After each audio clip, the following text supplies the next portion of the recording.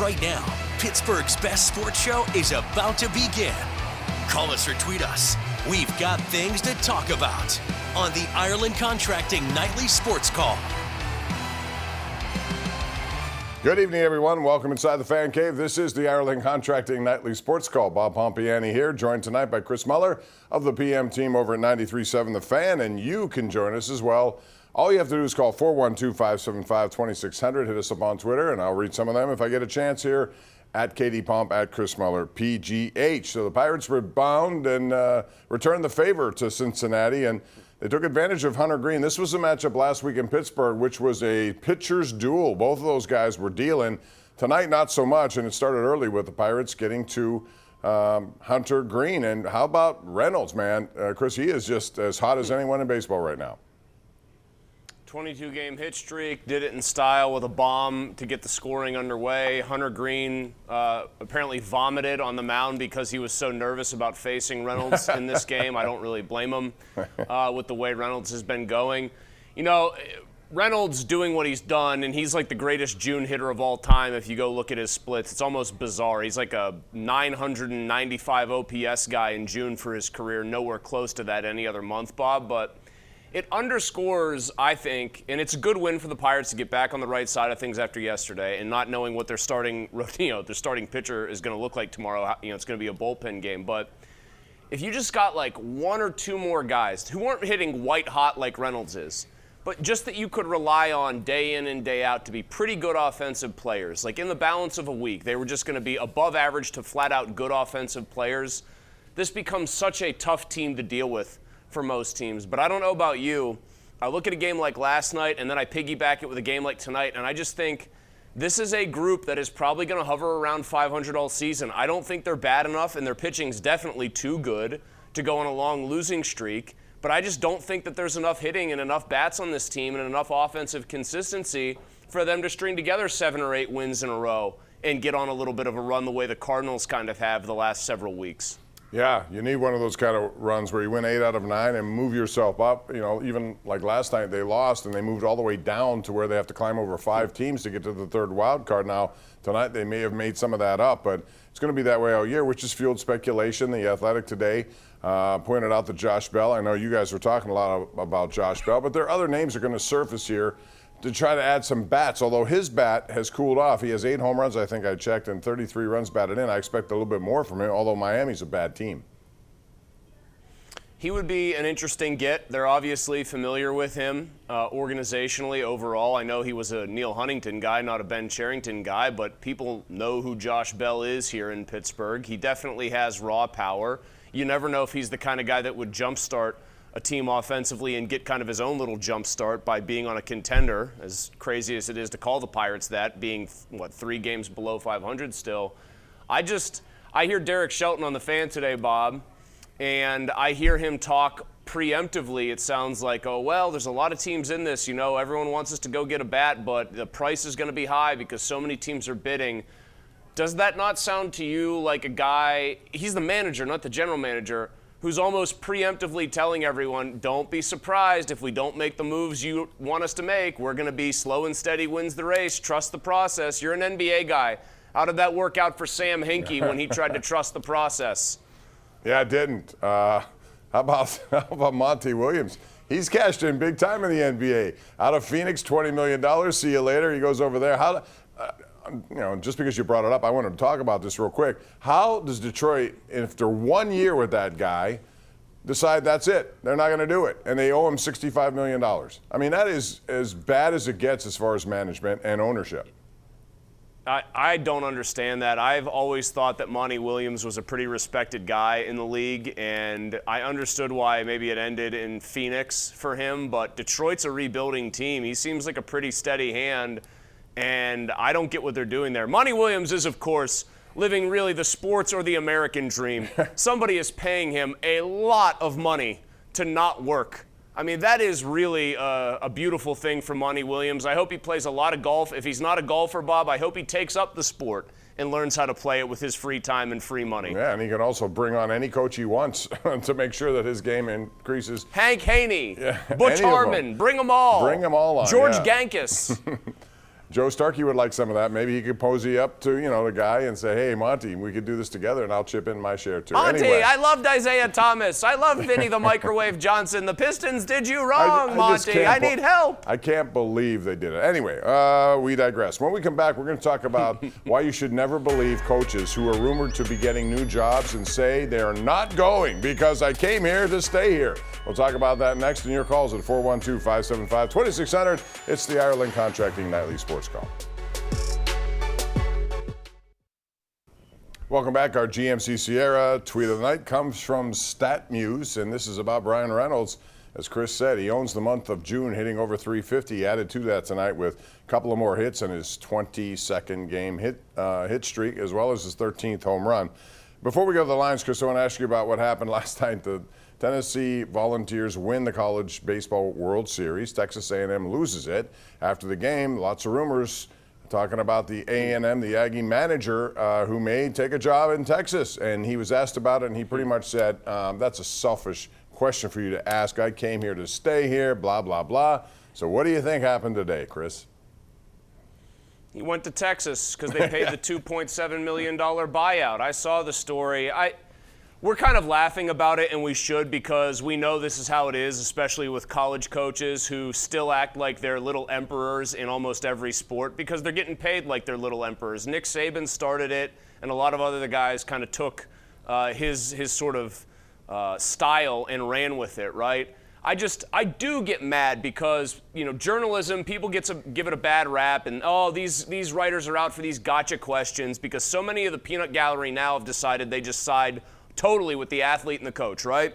You've been in those rooms. You've at times had to ask many tough questions in your career. I've even had to ask a few times of guys that I didn't really want to ask, but I knew needed to be out there. That question needed to be asked. For the manager in question to say, oh, that's selfish of you, then to go take the job. Like, have you no shame whatsoever as a human being? Are you that narcissistic as Texas A&M's manager that you're going to fire back that way? I honestly think, Bob, and I hate to get serious about this because it's such a preposterous story, but he owes the reporter an apology, excuse me. He really does. He does. Because he attacks the guy and makes it personal and says, you're a bad guy, you're a selfish guy for asking that, then goes and does the exact thing the reporter is asking about. I just think that's a load of bunk from that manager. Yeah, I remember Todd Graham, and that got me very agitated when I was at a banquet. In the next few hours, he's on a plane to Arizona after he pledged that he was being at Pitt, and how could anyone even He's a bad guy. Let's just cut to the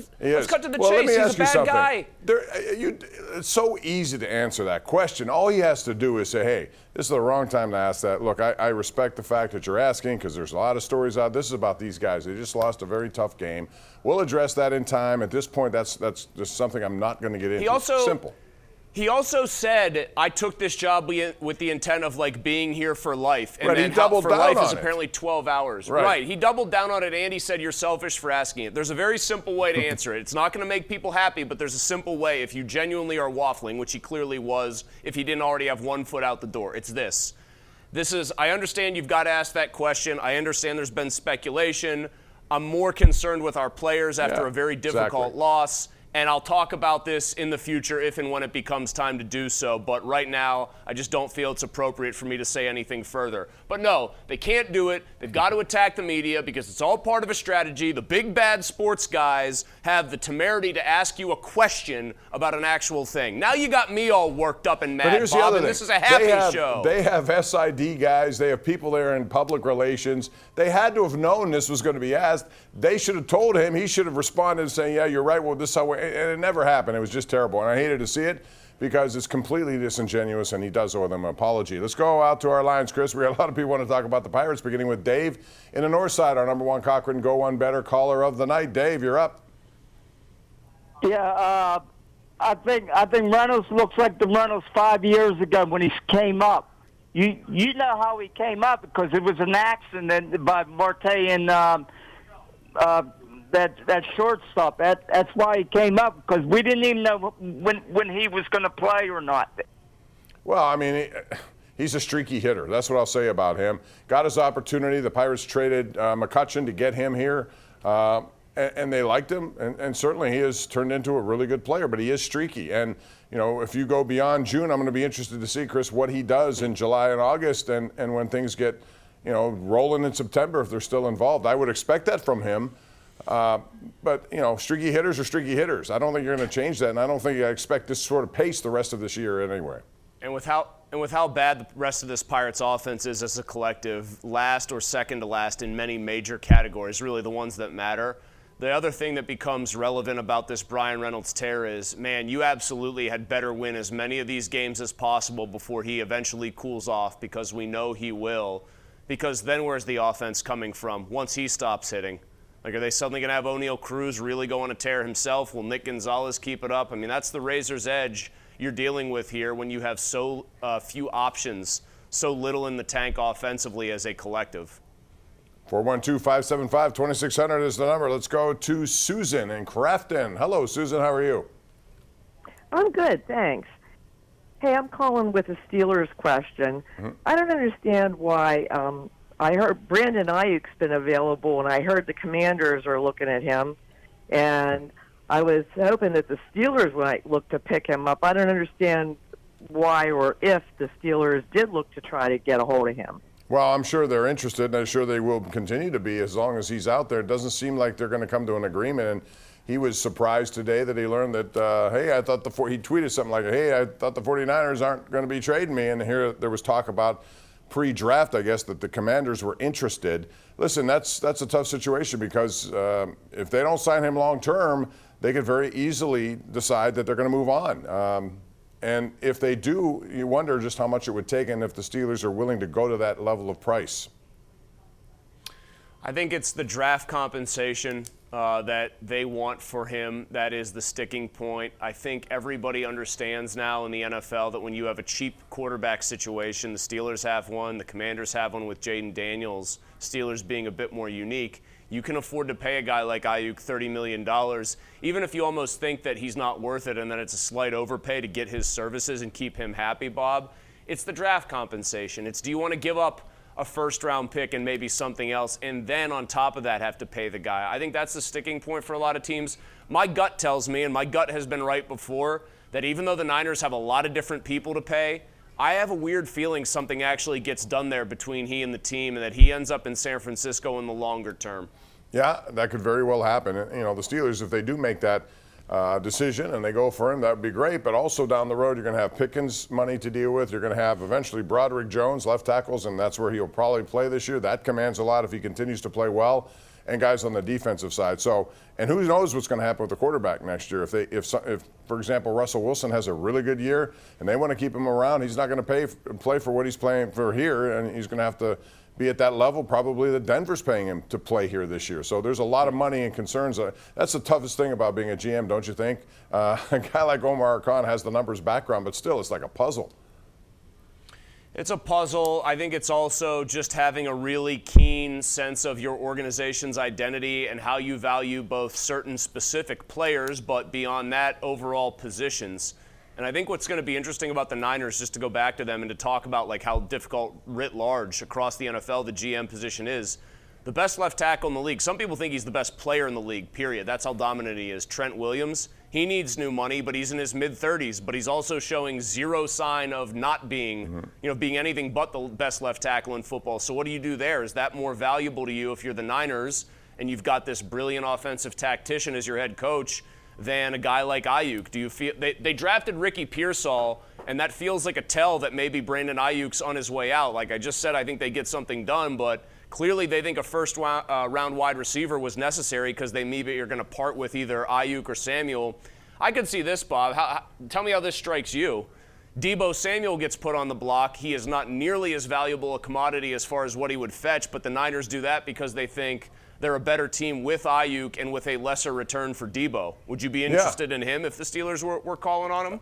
I probably would. Again, it would depend on what they want and also how much eventually that would be. But yeah, I would. I still think they need a number 2 receiver. They have guys here, but I don't know if any of them could lift their level to that well, if as a number 2. If Ayuk's here, though, he's the number 1, Bob. I mean, if Ayuk's here, George Pickens, as much as I'm a huge George Pickens fan, Ayuk becomes your top receiver. If Deebo's here, he functions as your number 2, but he's just a Swiss Army knife. He's a pretty unique piece.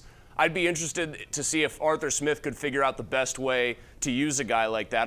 I'm wondering if that isn't going to end up being the route that the Niners take. They figure, hey, we got the best of Deebo Samuel that there is. We'll trade him for less than we'd get back for Ayuk, but we're a better team in the long run. Real quick, let's squeeze in Jim and Derry before we go to a break. Hey, Jim, make it quick, please.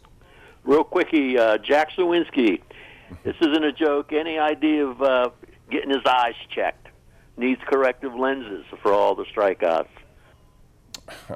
I'm prepared to check anything, Jim. If they want to put like the Bobby Valentine, Groucho Marx disguise glasses on him, the nose and the fake mustache and everything. They want to have him hit with wraparound sunglasses. I really don't care. Anything that they can try to do to get that guy jump-started is a good idea, but I have a sneaking suspicion that we have already seen the best Jack Sawinski that's ever going to play in the majors, which might sound like a really defeatist statement, but I just think there are massive holes in that swing, and teams seem to be exploiting them with regularity. We have a tweet before we go. It's from R. Lewicki, who says, if the Pirate player evaluators thinks Hernandez or Contreras are worse than the tomato can relievers they've been bringing on, they have a bigger problem than just their hitting. And I agree. Jose Hernandez, I have no idea why they made him available. Contreras, he's 24. I would have kept him around. Anyway, we're due for a break. We'll take it. Come back with more right here on the Ireland Contracting Nightly Sports Call. KDKA Plus 93.7 The Fan. KDKA News at 11 begins in about 6 minutes from right now. Ken Rice is manning the anchor desk. Ken. Hey, Bob, tonight local police are investigating an attempted break-in that was all caught on camera. Plus, only on KDKA tonight, we're hearing from a man accused of killing his girlfriend's baby. And the NTSB now out with its final report on what led to last year's disaster of a derailment in East Palestine, Ohio. All coming up at 11, Bob. See you then. All right, thanks very much, Ken. Let's go to Nunzio and Braddock real quick. Nunzio, how are you? Good to hear from you. Go and make it quick. Gentlemen, for as long as Nutting is the owner of the Pirates, they ain't going nowhere. All right, Nunzio, that's something we've heard a lot. Before I go, Chris, a lot of debate about Connor McDavid winning MVP. The way it's set up, there really should not be a debate. It's set up for the entire playoff structure from start to finish. What he did, I don't understand why people are so upset about it. If they want to make another award for just finals, go ahead. But the way it's set up right now, the guidelines are the guidelines. He was the best player through the entirety of the playoffs. I'm with you 100%. And it makes for an awkward situation. Have fun with that flight home with the Conn Smythe, buddy. All right, Chris, thanks very much. That'll do it. We'll see you tomorrow right back here at 10:35. Good night.